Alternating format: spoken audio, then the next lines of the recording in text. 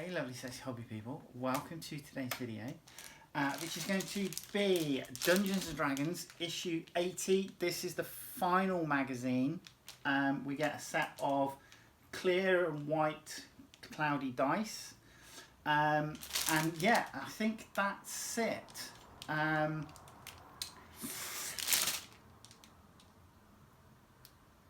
know what to say, but come and join me on the desk and we will have a look.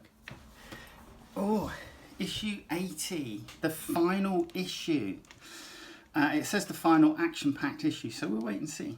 It's a little bit lackluster in its gift this week. The dice.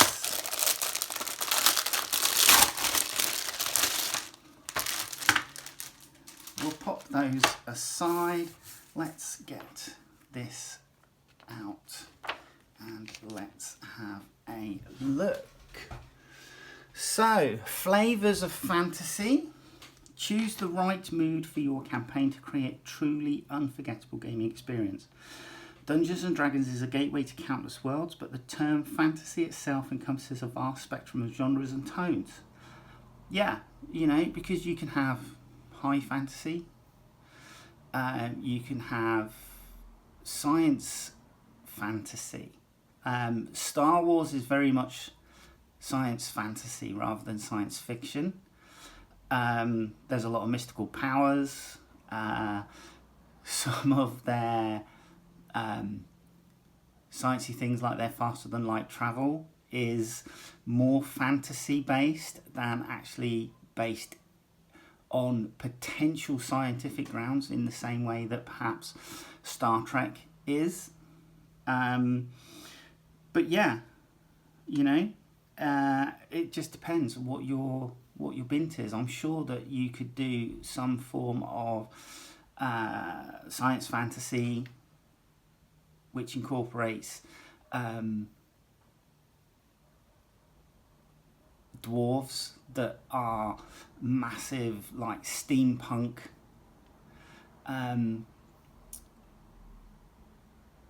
characters, or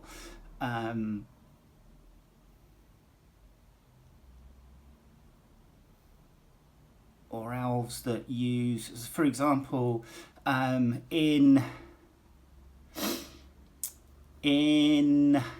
the Shannara series, they started using ships that could fly, and that was more science fantasy than science fiction, because of the way that they were used. You know, it was crystals in the engines that was able to get them to fly.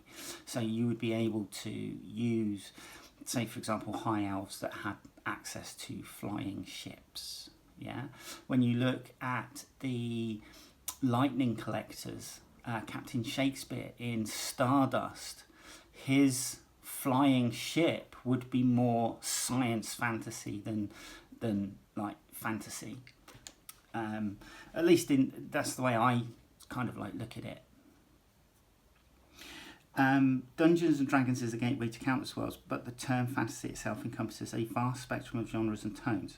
From the whimsical Feywild adventures to gothic melodrama in Ravenloft to epic quests across the Sword Coast. The genre you choose for your campaign can profoundly impact the type of characters your players will make and the types of stories you can tell. High fantasy. This genre is the bedrock of D&D and is defined by its setting. Think of the D&D movie Honor Among Thieves, extensive magic systems, mythical creatures and deep lore, all united in an irreverent sense of humour inevitable to a game of D&D. While it can encompass grand conflicts, it might also be more personal or political. It's also the easiest genre to grasp, with familiar tropes and wide range of readily available resources. Its broad appeal makes it suitable for players of all experience levels, and it can accommodate a wide array of playstyles, from gritty realism to light-hearted adventure. Epic fantasy is usually defined by its scale and tells a grand, sweeping story. This flavour elevates the stakes focusing on world-shaking narratives, larger-than-life heroes, and even larger-scale conflicts. This can help you to foster a sense of grandeur and encourage players to embrace heroic ideals.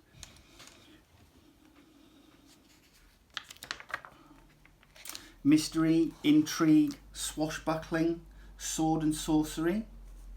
Isn't there? There is a film called Sword and Sorcery, isn't there? Did it star Rutger Hauer? Somebody let me know in the comments. I've got a sneaking suspicion. So it might not have done, but there is a film called Sword and Sorcery. I'm sure there is. Anyway, dark fantasy. So the Dark Crystal, for example, would be dark fantasy. Mythic fantasy and war. Then we go into Sage Advice B, the DM 59, shared campaigns. The spontaneous nature of a communal campaign ensures that the show still goes on even if the DM or some of the players can't make the session. We've all been there. Sometimes life gets in the way. Either the dungeon master is busy and has to cancel the session, or enough players aren't available, forcing postponement. If this happens often enough, it can endanger the continuation of the campaign. One way around this is to have more spontaneous sessions where attendees drop in and out. Each game features a different party of characters and potentially a different DM.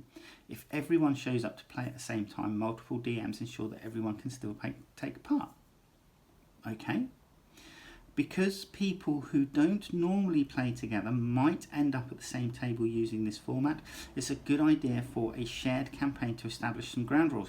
It's interesting you should say that, because we had our session 0 for our campaign and we've come across 15 ground rules, or we've laid down 15 ground rules for the campaign. It's not an exhaustive list. It may be added to, or some might be taken away if we find that it's a bit of a broken mechanic.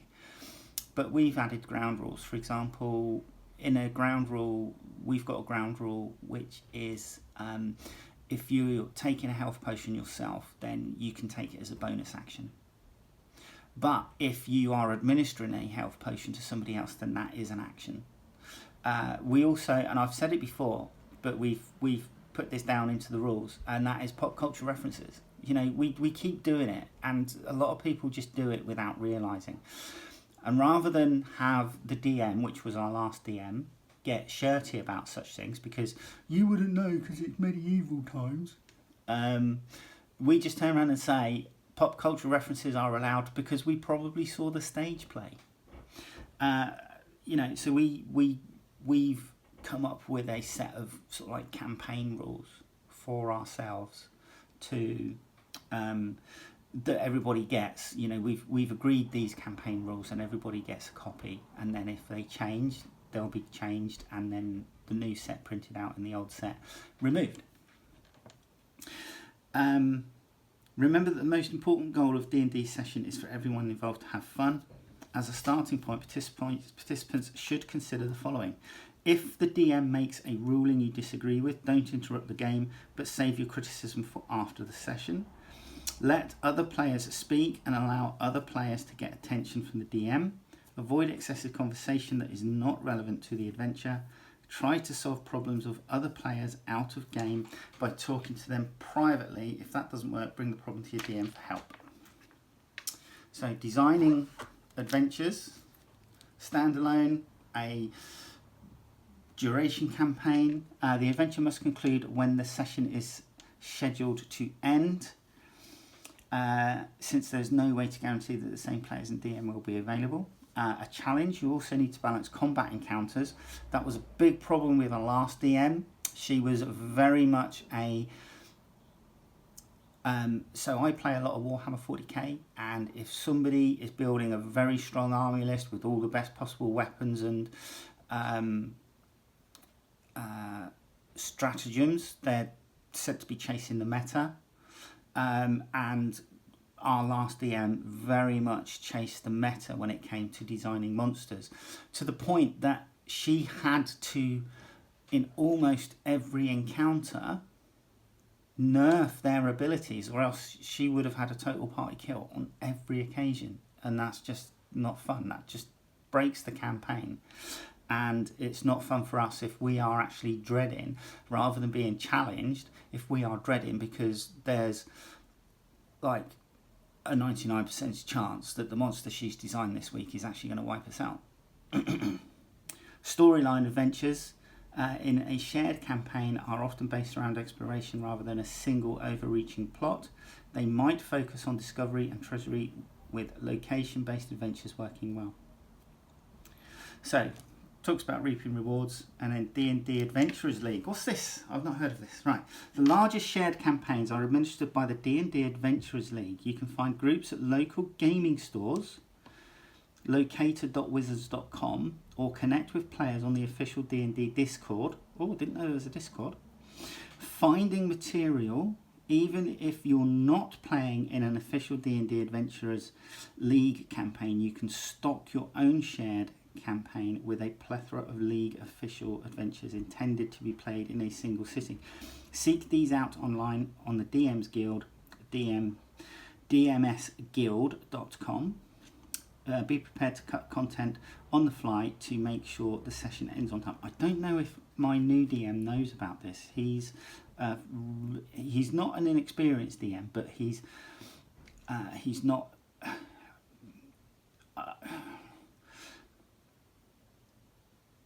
I don't think he's been DMing for a massively long time, is how I say it. But he's lovely. Love his campaign hook that he's got going on at the moment. Really enjoying it. Right, ending a campaign. The conclusion to a campaign might actually be the start of something new with a different person sitting in the DM's chair. Whether you're ending your first D&D campaign or your 30th, congratulations are in order for hitting this milestone. There are many ways for a dungeon master to follow it up, and options can depend on the narrative arc of the campaign, your creative energy, and the group's ongoing interests and dynamics. So you could do a sequel campaign, one-shot adventure, short campaign. So a lot of these, a lot of the early encounters were perhaps one-shots that could be done in an evening.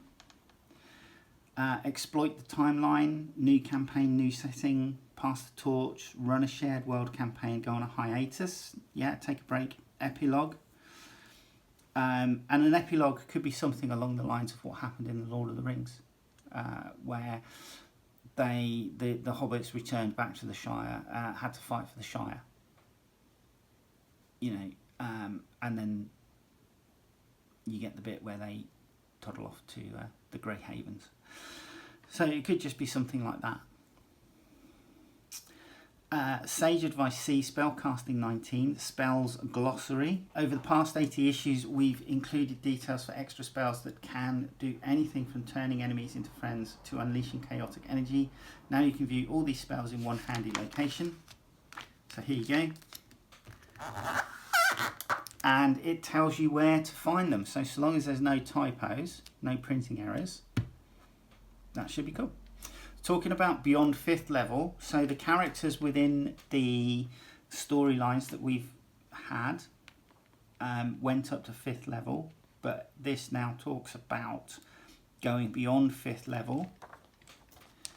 And it looks like it's telling you different things for each of the different classes. So Artificer, Barbarian, Bard, Cleric, Druid, Fighter, Monk, Paladin, Ranger, Rogue, Sorcerer, Warlock and Wizard. So part 2 of that. Menagerie of Monsters. Let's just have a look. So, yep, there we go. So all the monsters that have been used in the encounters.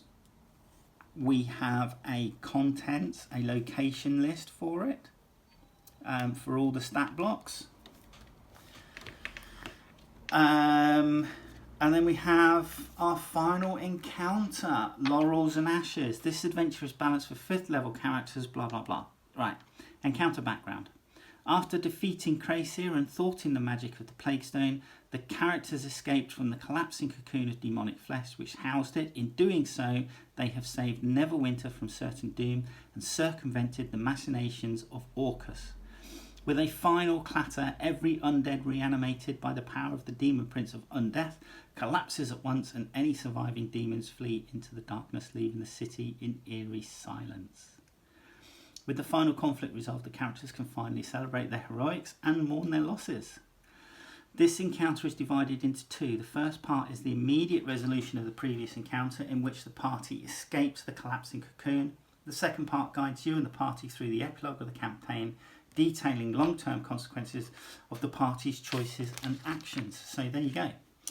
Talking about who lives and who dies.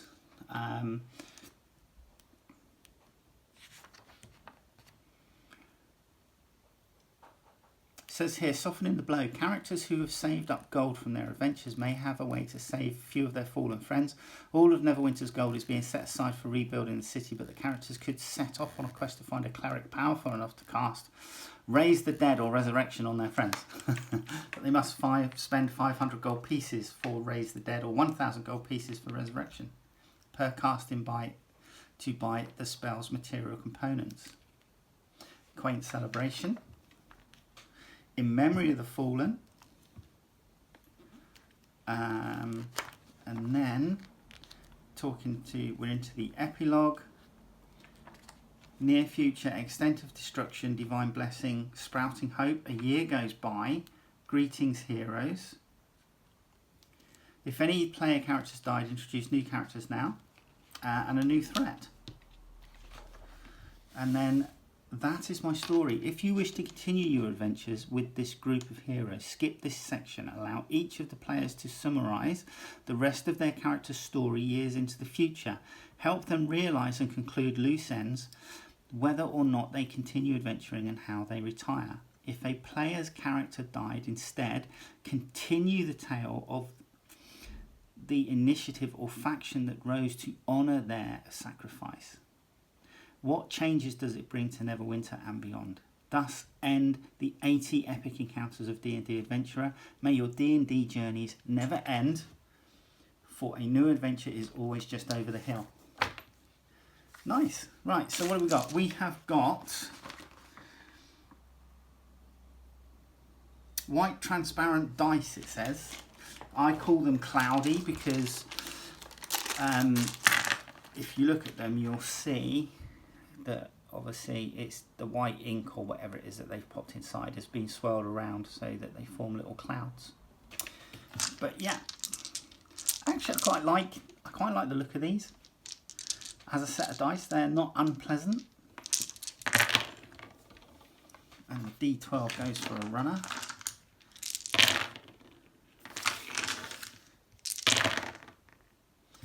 Okay, so I've had a 13, a 7 and an 18 dice roll. That's a 19. That's a 12. That's a 16. 2. Oops. 11. 9. 19. 19. Do you know what? Oh, 20. 18. Do you know what? I might use this set of dice. I might see how they go in tonight's game. Right. So, there you go. That was Dungeons and Dragons, issue 80, the final issue. I might do a follow-up video, just going, my thoughts on the collection. No, in fact, it's not a might. I will do a follow-up video talking about the collection, and we'll just discuss some of what I think might have been the pluses for me, and what I think was some of the minuses. So, but yeah, hopefully I will see you in another video. I am planning to do some terrain build videos for things like the Stonehill Tavern and the towers, the tower for the in one of the encounters. So if you want to stay subscribed, I'll be doing things like that, as well as like painting up some other bits of terrain for D&D. So yeah, hopefully I will see you again. All right, take care. Bye-bye.